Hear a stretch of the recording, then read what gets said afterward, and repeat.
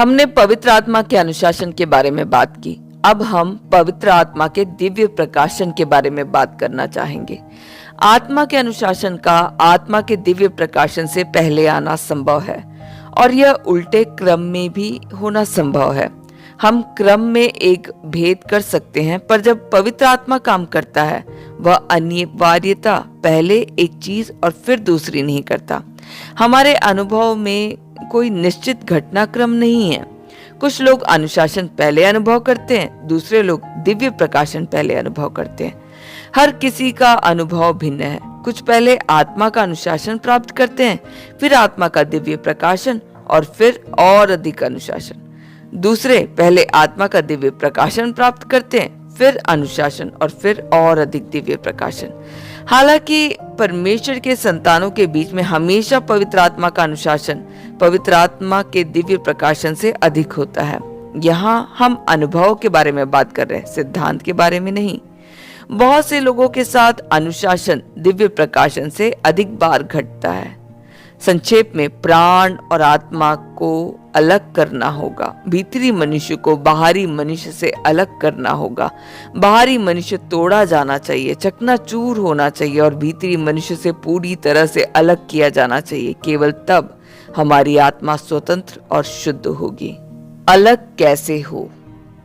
इब्रानियों 4 का 12-13 कहता है, क्योंकि परमेश्वर का वचन जीवित, प्रबल और किसी भी दोधारी तलवार से तेज है। वह प्राण और आत्मा, जोड़ों और गूदे को आर पार भेदता और मन के विचारों तथा भावनाओं को परखता है। जिसको हमें लेखा देना है, उसकी दृष्टि में कोई भी प्राणी छिपा नहीं। उसकी आंखों के सामने सब कुछ खुला और नग्न है। पद 12 में वचन यूनानी में लोगोस है। पद 13 में लेखा भी यूनानी में लोगोस है। यह न्याय का अर्थ वहन करता है। पद 13 के अंतिम भाग का अनुवाद, उसकी दृष्टि में जो हम पर न्याय करता है सब चीजें खुली और नग्न है। यह प्रभु की दृष्टि में सब चीजें खुली और नग्न है। प्रभु हमारा न्यायाधीश है, जैसे भी हो सकता है। पहली चीज जिसका हमें एहसास करना होगा यह है कि बाइबल हमें बताती है कि परमेश्वर का वचन जीवित है। यदि हम वास्तव में परमेश्वर के वचन को छुएंगे तो वह हमारे लिए जीवित होगा। यदि हम परमेश्वर के वचन की जीवंतता की अनुभूति नहीं करते तो वह यह सिद्ध करता है कि हमने परमेश्वर के वचन को नहीं छुआ है। कुछ लोगों ने बाइबल के समस्त वचनों को पढ़ा है, परंतु उन्होंने परमेश्वर के वचन को छुआ नहीं है। केवल जिस हद तक हमने किसी जीवित वस्तु को छुआ हो, हम दावा कर सकते हैं कि हमने परमेश्वर के वचन को छुआ है। यूहन्ना 3 का 16 कहता है, क्योंकि परमेश्वर ने जगत से ऐसा प्रेम किया कि उसने अपना इकलौता पुत्र दे दिया कि जो कोई उस पर विश्वास करे वह नाश ना हो परंतु अनंत जीवन पाए। एक व्यक्ति इस वचन को सुनता है और घुटने टेक कर प्रार्थना करता है, प्रभु मैं तेरा धन्यवाद और स्तुति करता हूँ क्योंकि तू मुझसे प्रेम करता है और मेरा उद्धार करता है। यह एक ऐसा व्यक्ति है जिसने परमेश्वर के वचन को छुआ है, क्योंकि उसका वचन उसके लिए सजीव हो गया है। उसके बिल्कुल साथ में बैठा हुआ व्यक्ति भी यही वचन सुन सकता है। ध्वनि एक सी हो सकती है, पर वह केवल ध्वनि सुन रहा है। वह परमेश्वर का वचन नहीं सुनता। उसके अंदर कोई जीवित प्रतिक्रिया नहीं होती जब वह वचन सुनता है। परमेश्वर का वचन जीवित है। यदि एक मनुष्य वचन सुनता है और जीवित नहीं होता तो उसने वचन नहीं सुना है। परमेश्वर अपने ही वचन का उपयोग करता है और यह वचन जीवित है। न केवल परमेश्वर का वचन जीवित है वरन सक्रिय भी है। जीवित उसकी प्रकृति को सूचित करता है और सक्रिय उन कार्यों का उल्लेख करता है जो वह परमेश्वर की इच्छा के अनुसार मनुष्य में संपन्न करता है। परमेश्वर का वचन हल्के से ही नहीं गुजर जाता। इसका हमेशा कुछ ना कुछ परिणाम होता है। यह परिणाम उत्पन्न करता है। परमेश्वर का वचन हमारे पास खाली नहीं आता, यह मनुष्य में परिणाम उत्पन्न करने के लिए कार्य करता है। परमेश्वर का वचन जीवित और सक्रिय है। यह वचन मनुष्य को क्या करता है? यह भेदता है और विभाजित करता है। परमेश्वर का वचन तेज है, किसी दोधारी तलवार से भी तेज। यह भेदता है, विभाजन तक, प्राण और आत्मा और जोड़ों और गूदे के भी। यहाँ एक तुलना है। एक तरफ हमारे पास जोड़ों और गूदे के विपक्ष में एक दोधारी तलवार है। दूसरी तरफ हमारे पास प्राण और आत्मा के विपक्ष में परमेश्वर का वचन है। जोड़ और गुदा मनुष्य का गहनतम भाग होता है। जोड़ों को विभाजित करना हड्डी को बाहर से विभाजित करना है। गूदे को विभाजित करना हड्डी को अंदर से विभाजित करना है। एक दो-धारी तलवार हड्डी को अंदर और बाहर से विभाजित कर सकती है। भौतिक रूप से एक दो-धारी तलवार हमारे शरीर को यह कर सकती है, पर दो चीजें हैं जिन्हें विभाजित करना जोड़ों और गूदे को विभाजित नहीं कर सकती। यह हमें यह नहीं बता सकती कि प्राण क्या है और आत्मा क्या है। वह हमें यह नहीं दिखा सकती कि क्या प्राण का है और क्या आत्मा का है। पर बाइबल कहती है कि एक चीज जो किसी भी दो-धारी तलवार से तेज है, प्राण और आत्मा को विभाजित कर सकती है। यह परमेश्वर का वचन है। परमेश्वर का वचन जीवित है और परमेश्वर का वचन सक्रिय है। यह भेद सकता है और विभाजित कर सकता है। जो यह भेदता है वो जोड़ नहीं है और जो विभाजित करता है गूदा नहीं है। यह ऐसे भेदता है कि प्राण और आत्मा विभाजित हो जाते हैं। यह प्राण को आत्मा से अलग कर सकता है। कुछ लोग कहते हैं, मुझे नहीं लगता कि परमेश्वर का वचन कुछ भी कर सकता है। मैं एक लंबे समय से परमेश्वर का वचन सुनता रहा हूँ और मैंने उसके दिव्य प्रकाशन को स्वीकार किया है, पर मैंने कुछ भी विशेष प्राप्त नहीं किया। मैं नहीं जानता कि भेदने और विभाजित करने का क्या अर्थ है। मैं जानता हूँ कि परमेश्वर का वचन यहाँ तक भेदता है कि प्राण और आत्मा विभाजित हो जाते, पर मेरे अनुभव में मैं नहीं जानता कि भेदने और विभाजित करने का क्या अर्थ है। बाइबल इस चिंता का उत्तर देती है। पद के पहले भाग में यह कहती है, भेदती है प्राण और आत्मा के और जोड़ों और गूदे के विभाजन तक। इसका क्या अर्थ है कि प्राण और आत्मा के विभाजन तक भेदना। पद का अगला भाग कहता है, और हृदय के विचारों और इरादों को परखना। विचार वे हैं जो हम अपने हृदय में सोचते हैं और इरादे वे हैं जो हमारे निमित्त और उद्देश्य है। परमेश्वर का वचन परख कर सकता है कि हम अपने हृदय में क्या सोचते हैं और हमारे निमित्त क्या है। हम अक्सर स्वीकार करते हैं कि कुछ हमारे बाहरी मनुष्य का है, वह प्राण का है, शरीर का है और शारीरिक है। हम स्वीकार करते हैं कि यह कुछ है जो हम में से निकलता है, मगर जब हम इसे कह रहे हैं, हम इस बात को वास्तविकता में नहीं देखते। जब परमेश्वर हमें दया प्रदान करेगा और हमें प्रबुद्ध करेगा, तो वह हमें एक गंभीर और शांत तरह से बोलेगा, मानो कह रहा हो, यही है, यही वो अहम है जिसके बारे में तुम एक लंबे समय से बात करते रहे हो। ये तुम्हारा अहम है। तुम शरीर के बारे में इतने धारा प्रवाह और हल्के दिल से बोलते रहे हो। यही है, यह है जिससे मैं नफरत करता हूँ, यह है जिससे मैं घृणा करता हूँ।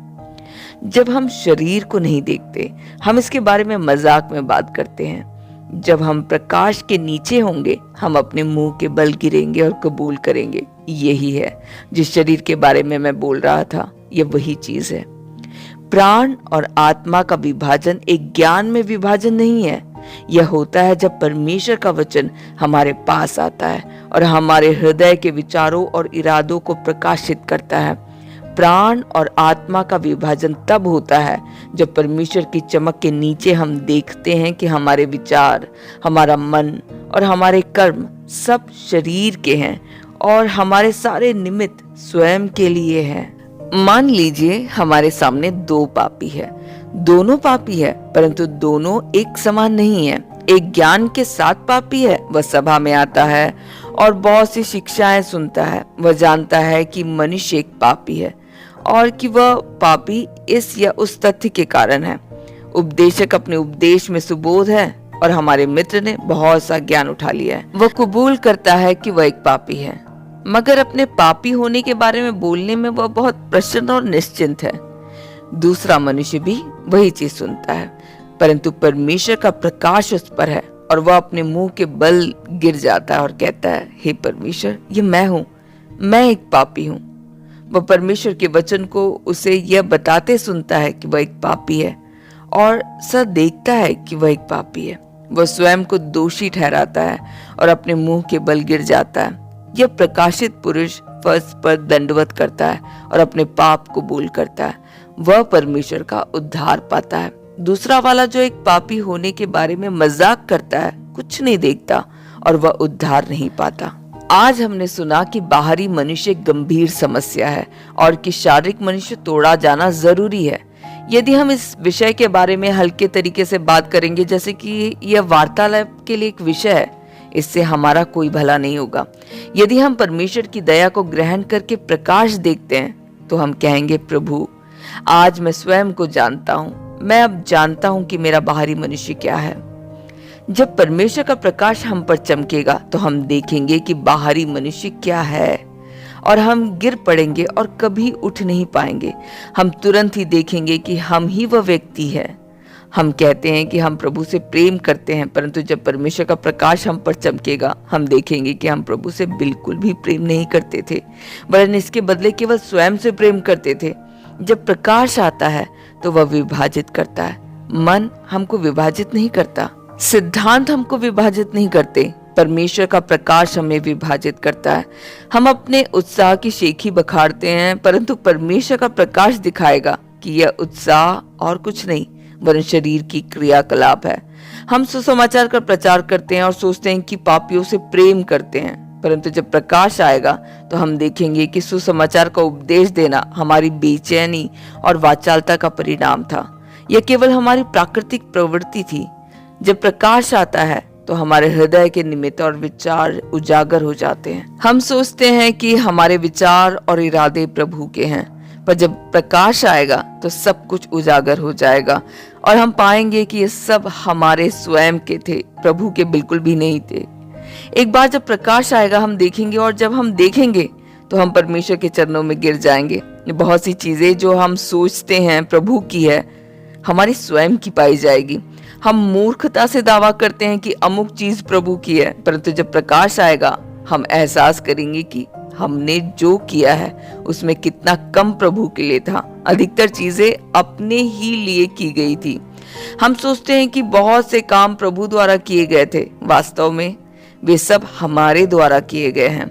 हम शेखी मारते हैं कि बहुत से संदेश जिनका हम उपदेश देते हैं प्रभु से है, परंतु जब परमेश्वर का प्रकाश हम पर चमकेगा तो हम पाएंगे कि जो हमने कहा है उसमें से बहुत कम प्रभु द्वारा दिए गए वचन थे।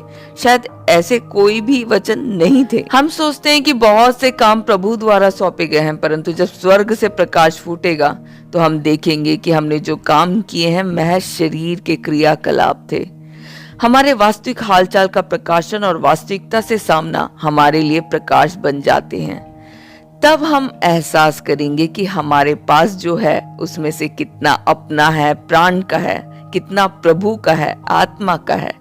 जैसे ही प्रकाश चमकता है प्राण आत्मा से विभाजित हो जाती है और हृदय के विचारों और इरादों की परख होती है। हम इस बात को सिद्धांतों से स्पष्ट नहीं कर सकते। यदि हम सिद्धांतों द्वारा परख करने का प्रयत्न करेंगे कि क्या स्वयं का है, क्या प्रभु का है, क्या शरीर का है, क्या पवित्र आत्मा का है, क्या प्रभु के अनुग्रह का है, क्या बाहरी मनुष्य का है और क्या भीतरी मनुष्य का है, तो हम एक लंबी सूची तैयार कर सकते हैं और हम उस सूची को रट भी सकते हैं, परंतु हम फिर भी अंधकार में होंगे। हम तब भी वही चीजें करेंगे, हम तब भी बाहरी मनुष्य से छुटकारा नहीं पाएंगे। चीजें तब भी हमारे साथ रहेगी और हम तब भी अपने आप को उनसे मुक्त नहीं कर पाएंगे। हम कह सकते हैं कि शरीर गलत है, हम मजाक में इशारा कर सकते हैं कि यह शरीर है और वह शरीर है, परंतु यह हमारा उद्धार नहीं करेगा। छुटकारा इस तरह से नहीं आता, वह परमेश्वर के प्रकाश से आता है। जैसे ही परमेश्वर का प्रकाश हम पर चमकेगा हम एहसास करेंगे कि हमारे शरीर का अस्वीकरण भी शरीर का ही एक कर्म है। हमारे शरीर की आलोचना भी शरीर का ही एक वचन है। प्रभु हमारे हृदय के विचारों और इरादों को परख लेंगे। हम अपने हृदयों के विचारों और इरादों की वास्तविक स्थिति देखेंगे और हम झुक जाएंगे और कहेंगे कि प्रभु अब मैं जानता हूं कि यह चीजें बाहरी मनुष्य की है। भाई और बहनों, केवल यह प्रकाश ही हमारे बाहरी मनुष्य को हमारे भीतरी मनुष्य से अलग करेगा। बाहरी मनुष्य का अलगाव इंकार से नहीं आता। हम अपने दांत बींचकर यह नहीं कह सकते कि हम इसे अस्वीकृत करते हैं। हमारा अस्वीकरण भरोसेमंद नहीं है, हमारी स्वीकृति साफ नहीं है। हमारी पाप स्वीकृति के आंसू भी लहू से धोए जाने चाहिए। हम मूर्खता पूर्ण तरीके से सोचते हैं कि जो हम अपने मन में जानते हैं वह हमारी संपदा है, परंतु परमेश्वर चीजों को इस तरीके से नहीं देखता। परमेश्वर कहता है कि उसका वचन सजीव और सक्रिय है, उसका वचन किसी भी और चीज से तेज है। जब यह वचन हमारे पास आता है तो प्राण और आत्मा विभाजित हो जाते हैं, जैसे कि एक दोधारी तलवार जोड़ों और गूदे को विभाजित करती है। हम में से बहुत अधिक लोग अपने हृदय को नहीं जानते। भाइयों और बहनों, केवल वे जो प्रकाश के नीचे हैं अपना स्वयं का हृदय जानते हैं। जो प्रकाश के नीचे नहीं है कभी भी अपना स्वयं का हृदय नहीं जानते। इसका कोई अपवाद नहीं है, हम अपना हृदय बिल्कुल भी नहीं जानते। केवल जब परमेश्वर का वचन हमारे पास आएगा हम देखेंगे कि हम केवल अपने ही लिए थे। हम अपनी स्वयं की संतुष्टि, अपने स्वयं की महिमा, अपने स्वयं के धंधे, अपने स्वयं की पदवी, अपने स्वयं की उन्नति के लिए जीते हैं। भाइयों और बहनों, जब अहम उजागर होगा और प्रकाश द्वारा प्रकट कर दिया जाएगा तो हम परमेश्वर के समक्ष मुंह के बल गिर जाएंगे। प्रकाशन क्या है? इब्रानियों 4:13 आगे कहता है, जिसको हमें लेखा देना है उसकी दृष्टि में कोई भी प्राणी छिपा नहीं है, उसकी आंखों के सामने सब कुछ खुला और नग्न है। यहाँ प्रभु वह मानक हमें दिखाता है जिससे वह हमें प्रकाशित करता है और हमारे विचार और इरादे परखता है। क्या पवित्र आत्मा का एक दिव्य प्रकाशन संगठित करता है? किस हद तक हमारी आंखें खोली जानी चाहिए इससे पहले कि हम कह सके कि हमारे पास एक दिव्य प्रकाशन है? यह है जो पद 13 हमें बताता है। इसे एक वाक्य में डाले तो प्रकाश का मानक परमेश्वर का मानक है। दिव्य प्रकाशन का अर्थ है कि हम चीजों को परमेश्वर के मानक के अनुसार देखते हैं। सब चीजें उसके समक्ष खुली है और नग्न है और उससे कुछ भी छिपा नहीं है। कुछ भी छिपाना इसे हमारी आंखों से छिपाता है, प्रभु की आंखों से कुछ भी नहीं छिप सकता। दिव्य प्रकाशन है परमेश्वर का हमारे अपने अस्तित्व में अपने इरादों और सबसे गहरे विचारों को वैसे देखने के लिए आंखें खोलना जैसे परमेश्वर उन्हें देखता है। जैसे हम उसके समक्ष खुले और नग्न होते हैं, दिव्य प्रकाशन प्राप्त कर लेने के बाद हम अपने सामने भी वैसे ही खुले और नग्न हैं। जैसे हम परमेश्वर के सामने प्रत्यक्ष है, दिव्य प्रकाशन प्राप्त करने के बाद हम अपने सामने भी वैसे ही प्रत्यक्ष हो जाते हैं। यह दिव्य प्रकाशन है। दिव्य प्रकाशन वह देखना है जो प्रभु देखता है।